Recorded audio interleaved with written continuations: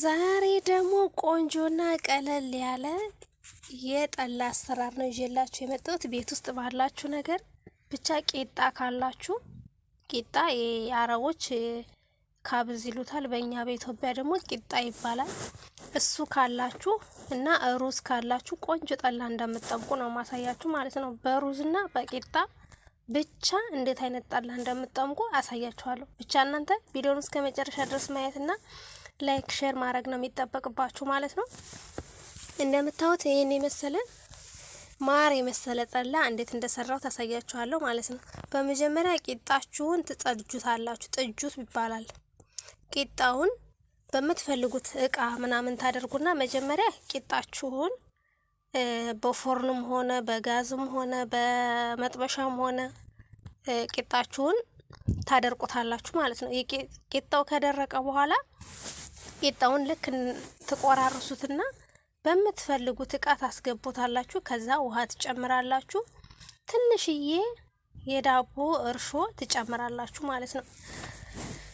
ሰላም ጤና ይስጥልኝ ውድና የተከበራችሁ የቃና አርሴማ ቤተሰቦች እንዴት አላችሁ? ሁሉ ሰላም፣ ሁሉ መልካም፣ እግዚአብሔር ይመስገን ያለው በቸርነቱ።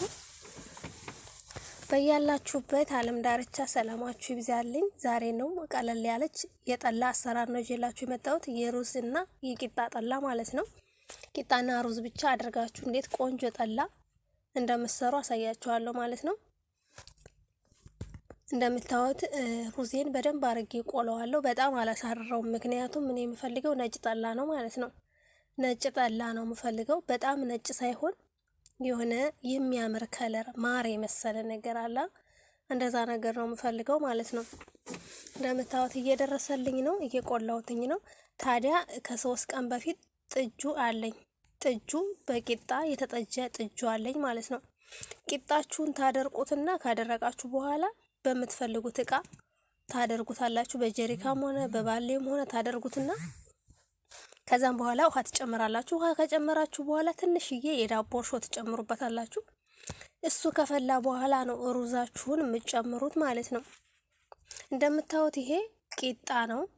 ከ3 ቀን በፊት የተጠጀ ቂጣ፣ ውሃ፣ ቂጣ፣ ትንሽዬ የዳቦ ካሜራ አድርጌበታለሁ። 1 ማንኪያ በትንሿ ማንኪያ ማለት ነው። እንደምታዩት ፈልቷል። አያችሁት? ፈልቷል ማለት ነው። አሁን የሚቀረው ምንድነው? ደረቆት መጨመር ነው ማለት ነው። እንደምታዩት ፈልቷል። ቂጣው ከላይ ያንሳፈፈው ቂጣ ነው ማለት ነው። ይሄን አሁን በማሽን በደንብ አድርጌ መተዋለሁ ቂጣውን። ለምን ወፍራም ጠላ እንዲሆንልኝ ስለምፈልግ ማለት ነው። እዚህ ጋር ደረቆቴንም እንግዲህ እየቆለሁኝ ነው።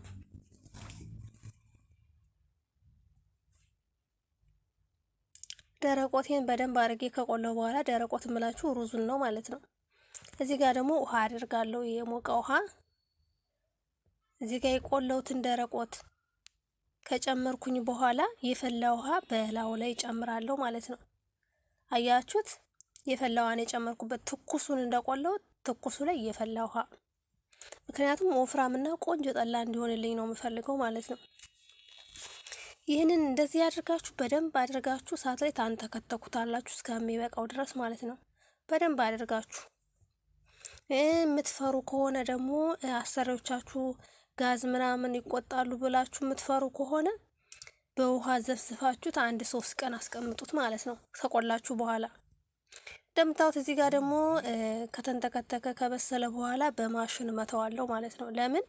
እንደ ደረቆት እንዲሆንልኝ ስለምፈልግ፣ እንደ ድፍድፍ ማለት ነው። አያችሁት? በደንብ አድርጌ መትቻው። አያችሁት? እዚህ ጋር ድፍድፍ ሆነ ማለት ነው። አሁን እዚህ ጋር ምን መሰላችሁ የምጨምረው? ይሄንን ጥጁ እዚህ ጋር ያለውን ጥጁ እጨምረዋለሁ እዚህ ደረቆቱ ላይ ማለት ነው።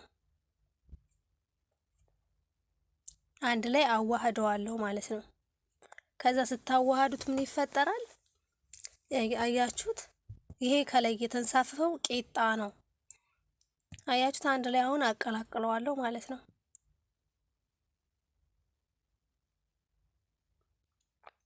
ይሄ አሁን ቆንጆ ወፍራም ጠላ ነው የሚሆነው።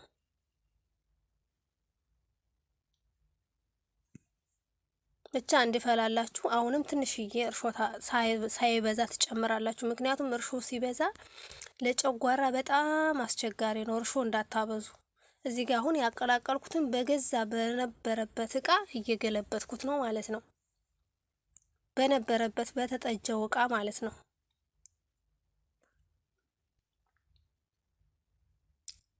አያችሁት? እዚህ ጋር ደግሞ ከፈላ በኋላ ማለት ነው፣ ከተጠለለ በኋላ ማለት ነው። አያችሁት እንዴት እንደሚያምር? በማሽን ከመተውት በኋላ ከተጠለለ በኋላ እንዴት እንደሚያምር አያችሁት? ይሄ ነገር ስንት ቀን ነው ልላችሁ አልችልም። ምክንያቱም ሙቀት ከሆነ 2 ቀን፣ ሙቀት ካልሆነ ደግሞ እስከ 4 ቀንም ሊሆን ይችላል። ልክ ድፍድፋችሁን ከእንትን ታላችሁ በኋላ ልክ ሲፈላላችሁ ነው እንደዚህ የምታጠሉት ማለት ነው። መፍላቱን እርግጠኛ ስትሆኑ እንደዚህ አድርጋችሁ ታጠሉታላችሁ። ታጠለላችሁ በኋላ ደግሞ የምትጨምሩት ስኳር ነው ማለት ነው። ስኳሩ የበለጠ እንዲፈላ ያደርገዋል፣ እንዲጣፍጥ ያደርገዋል። አያችሁት? እዚህ ጋር አሁን አጥልየዋለሁኝ። ከለሩን እንደምታዩት በጣም ነው የሚያምረው። አያችሁት?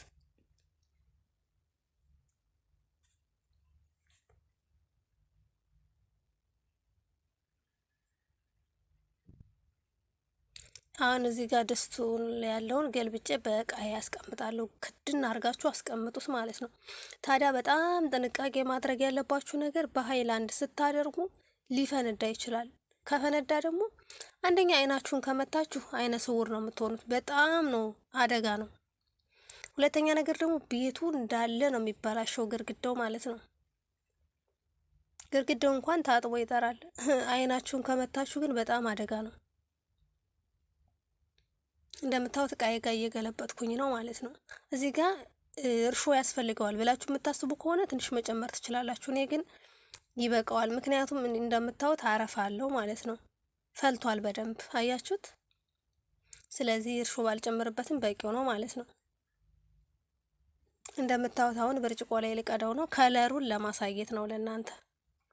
ነጭ ጠላ፣ ትክክለኛ ነጭ ጠላ ማለት ነው። በጣም ነጭ ያልሆነ ያልጠቆረ መካከለኛ ጠላ ማለት ነው።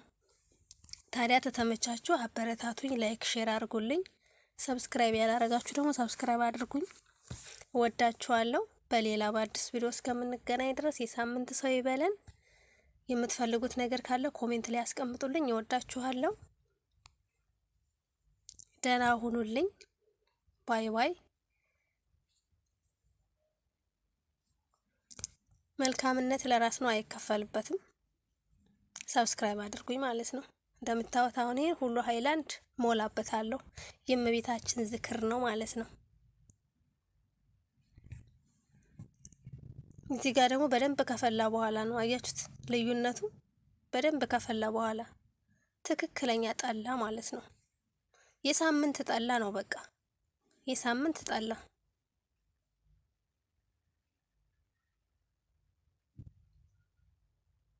ዋው